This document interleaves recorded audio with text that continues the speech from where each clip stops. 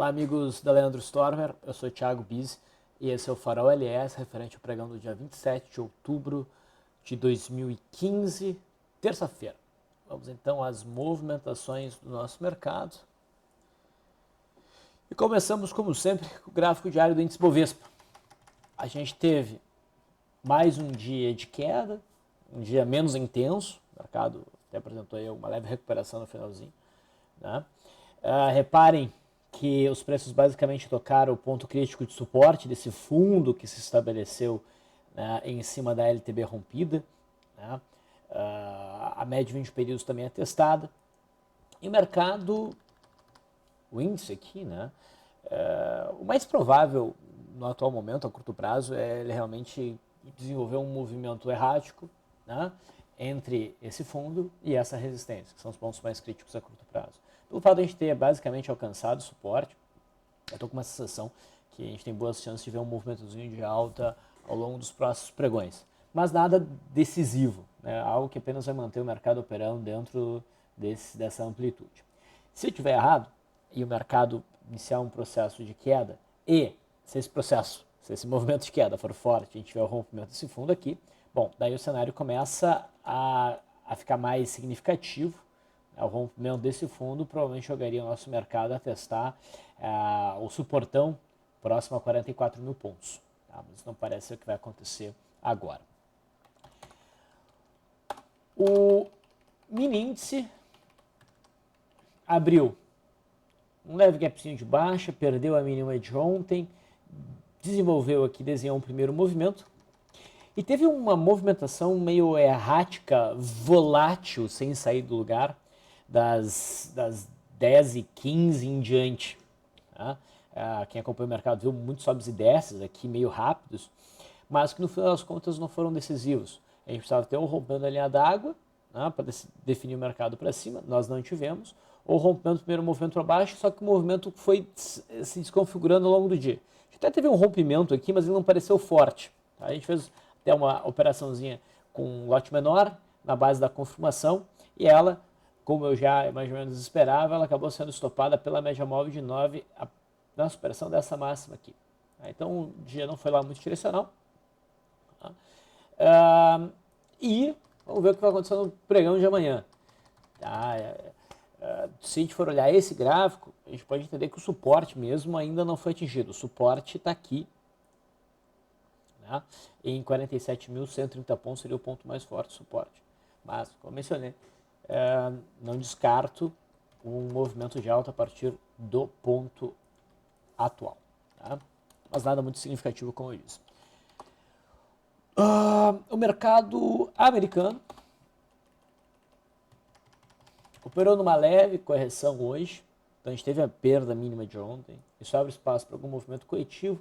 Não imaginava, não esperava por um movimento corretivo forte se a mínima de ontem fosse perdida, e realmente o mercado não está fazendo esse movimento forte. Tá? A gente tem um novo candle pequenininho, uma estrelinha, que por enquanto nos passa a mensagem, né, de que o mercado vai fazer uma correção curta para depois voltar a se movimentar na direção do viés, que é alta, né? E o ponto crítico, né, o ponto de alvo, de objetivo para esse ciclo altista seria o topo histórico.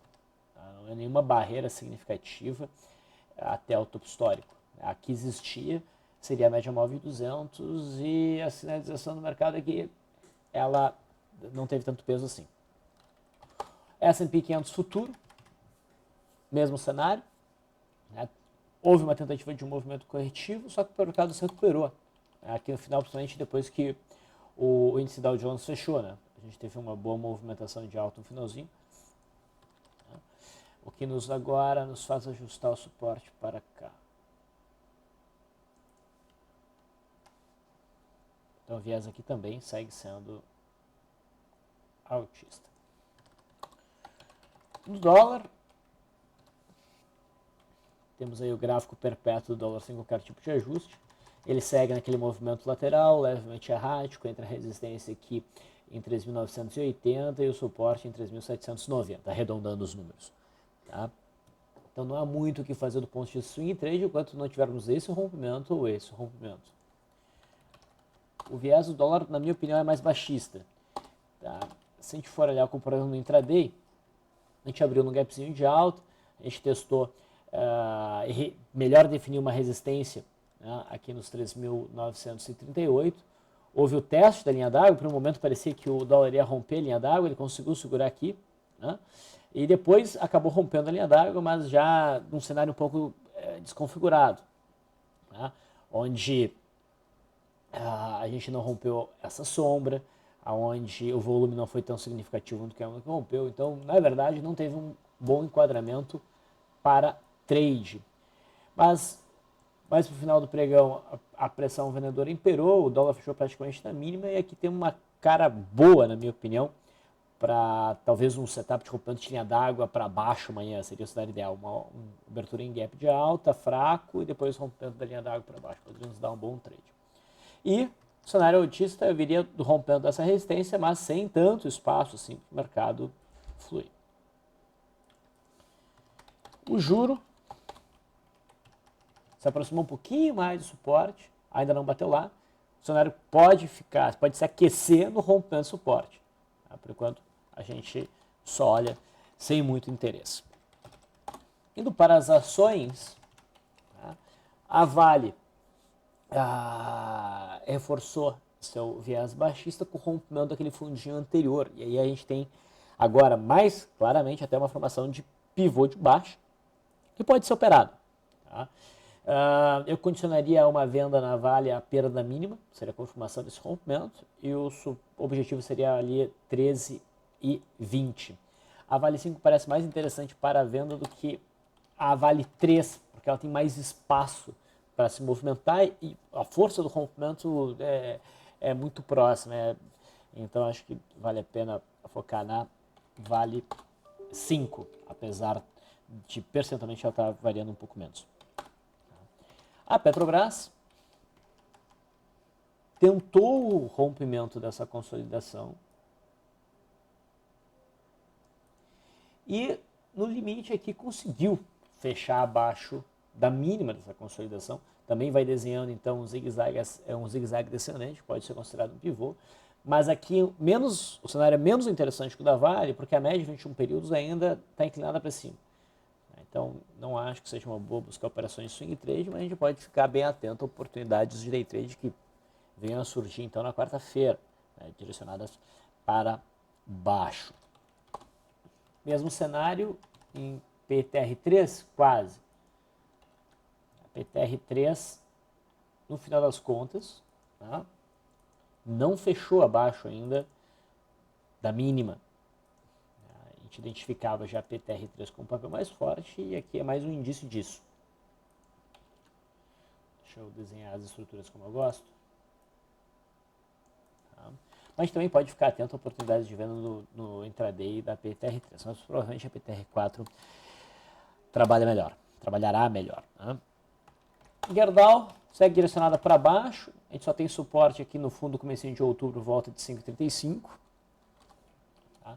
No intraday o cenário hoje, a princípio, não era interessante, para amanhã o cenário já fica um pouco mais interessante, porque as bandas estreitaram, o papel passou o pregão inteiro andando de lado, e assim vai definindo melhor uma zona de suporte entre 5,65 e 5,63. Tá? É quase um opening power breakout. A CSNA continua um pouco interessante, né? Contraindo aqui dentro de um triângulo, mas deve tomar decisão logo logo. Tá? Então, daqui a pouco a gente deve ver uma movimentação um pouco mais interessante, a gente só não sabe para que lado. Os Minas continua trabalhando em cima daquele suporte dos R$3, o rompimento dos R$3 para baixo jogaria o papel para 2,68. E é o único movimento mais significativo que a gente poderia ter. Né? Os movimentos altistas aqui são dificultados pela posição da média e pelo viés do papel. O setor bancário, o Bradesco ainda não bateu no suporte em 21, seria legal esse papel já ter batido no suporte, para a gente poder dizer, opa, bateu no suporte, cumpriu o movimento e agora estaria mais livre para subir. Então continua num cenário um pouco desconfortável para operações. Itaú tentou o rompimento desse suporte, mas não rompeu, conseguiu fechar acima dos 26,50, está estressando essa zona aqui. Não há muito o que fazer, a gente aguardaria o rompimento dos 26,50 mesmo, fechamento abaixo dos 26,50 no gráfico diário, ou um fechamento acima dos 28,11 aqui, para poder dizer que o mercado rompeu essa consolidação, essa congestãozinha para cima, e ele deveria buscar a faixa aqui dos 30,20. Banco do Brasil segue trabalhando de forma lateral, dando essa consolidação, com suporte ali por volta dos 16,30, até com uma carinha convidativa para um movimento de alta. Tá? Eu ficaria atento no intraday de amanhã para um movimento como esse. Tá? Entrou uma pressão compradora importante nos bancos no finalzinho do pregão, em especial o Banco do Brasil. Então, acho que dos papéis é o que está mais propenso ao movimento de alta. Se o Banco do Brasil conseguir romper esses 16,30 para baixo, fechar perto dos 16 ou até abaixo dos 16, daí o cenário muda completamente. É um cenário bem baixista com o objetivo de buscar os 14,30. Que os papéis chamam a atenção no pregão de hoje? Não tem muita coisa. Tá? Me chamou a atenção a BTOW3. Ela começa a romper o suporte, que pode ser entendido como um pivô de baixo. A média começa a virar, tem um volume significativo. A gente sabe que esse papel é dado a movimentos fortes. Poderia desenvolver uma queda em busca dos 14,12, seria quase 13% de queda. É um cenário que eu focaria no intraday, e se fosse para operar no gráfico diário, eu operaria a confirmação desse rompimento. Por quê? Porque a média ainda está levemente inclinada para cima. Daí essa é a regra. A gente vem acompanhando a Embraer, né? Para ver se o movimento dos preços sugere que o patamar de 26,50 passou a ser suporte. Com o candle de hoje, aparentemente sim. Tá? Então, Embraer está ganhando força e pode haver um bom movimento de alta ao longo aí dos próximos períodos. Tá? No intraday, o papel fez uma boa numa puxada, mas não gerou uma brecha para entrada. Agora, repara que no intraday a gente tem resistência entre 27,94 e, vamos considerar o número redondo, 28. Se a gente tiver o mercado trabalhando mais tempo aqui na quarta-feira, depois rompendo o intraday, pode dar um bom day trade. Tá? Mas do ponto de vista de gráfico diário, a gente poderia pensar em operações na superação dessa máxima, considerando isso aqui um pullback com stop abaixo da mínima, tá? Já que o mercado testou bem essa região e fez um candle de grande amplitude. Okay? PEMAN chamou a atenção ontem, uma compra importante. Hoje o papel já subiu 7,5%, o que por volatilidade já teria cumprido o alvo, né? E deve prosseguir nesse movimento. Nada indica a finalização desse movimento. Eu aguardaria o teste da média móvel de 200, tá? Ou pelo menos os 2,84, que é onde está a extensão de 2,84 não, de 0,618, tá? Muito bem. Então, belo movimento. Esse rompimento foi muito parecido com o rompimento de Eternit, né? Eternit prossegue dentro do movimento de alta. Hoje teve uma leve correção, mas que não põe em risco essa perna de alta. Ainda vejo espaço para o papel buscar também, daí no caso, a extensão, perdão, de 0,618. SLED 4. A gente viu o SLED 4 romper esse triângulo ascendente, não ficou fácil o posicionamento. Aqui dava para pensar numa venda, essa venda foi acionada, por pouco não bateu no que seria o alvo, pelo menos para RP, e depois gerou stop. O papel subiu mais e agora testou esse patamar, que foi o fundo primário que foi rompido, tá? E testa esse patamar com candle de reversão interessante, depois de ter ampliado ainda mais o movimento. Com uma cara boa para a venda, havendo a perda da mínima aqui, mas não pode entrar muito pesado.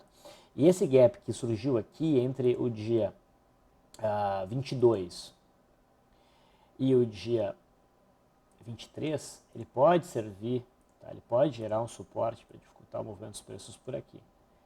Tá? Mas acho que configuração, sinal, volume, etc., está interessante para uma venda.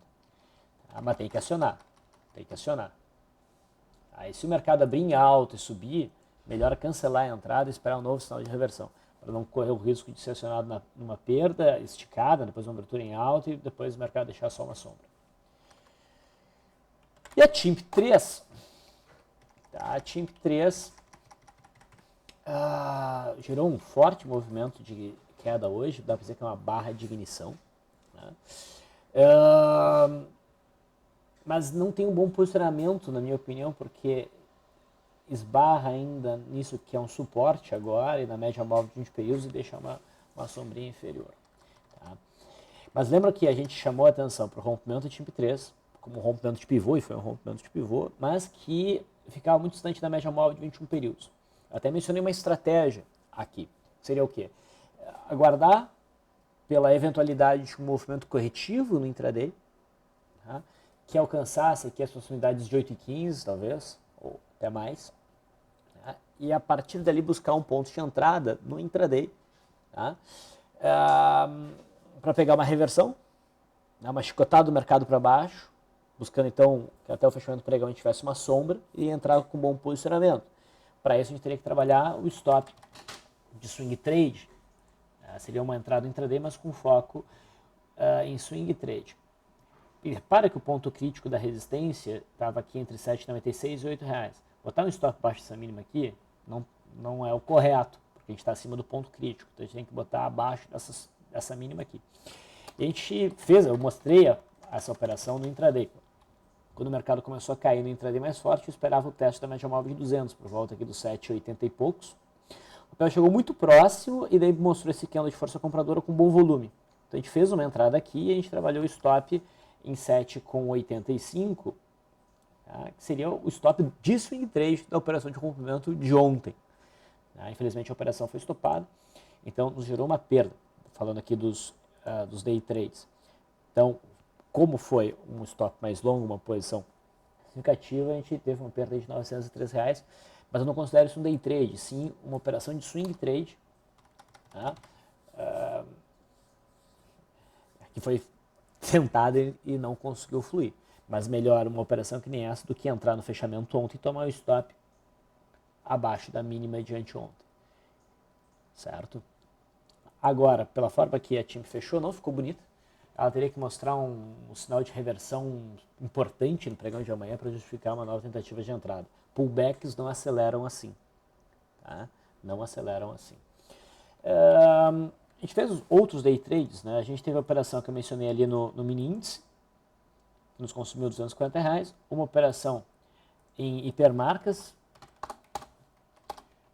que rolou logo no começo do pregão. A gente teve uma barra elefante, ela foi acionada e depois o mercado gerou stop pela média móvel de 9. Paciência, a gente caiu fora, a gente aguardava por um processo de gift, só que o papel não fez características legais para um gift e, portanto, ficamos de fora. E depois a gente estava de olho no gráfico da Vale, estava com uma cara que ia romper suporte e fazer um movimento bom de queda, mas não gerou enquadramento em setup aqui de forma clara, que seria um primeiro movimento. A alternativa foi a BRAP, que gerou um primeiro movimento, e essa foi a operação que a gente fez, que nos gerou um ganho. Então, em termos de operações de day trade, né, a gente teria ficado aí uns R$ 160 negativo, e com a operação de swing trade mais do que isso. Então essas foram as operações do dia, não foi um dia muito bom, mas seguimos ainda bem no azul. Pessoal, fico por aqui, era isso que tinha de relevante para mencionar. Agradeço a participação de vocês, espero vê-los ou tê-los como audiência amanhã. Um abraço.